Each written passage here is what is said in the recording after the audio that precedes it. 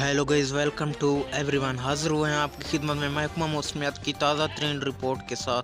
जी हाँ दोस्तों, आज मुल्क भर का मौसम कैसा रहेगा, कौन से इलाकों में बारिश होंगी और कौन से इलाके स्मोक की लपेट में रहेंगे, ताज़ा तरीन अपडेट पेश खिदमत है। वेदर लवर्स, वीडियो में आगे बढ़ने से पहले चैनल को सब्सक्राइब और वीडियो को लाइक ज़रूर कर दें।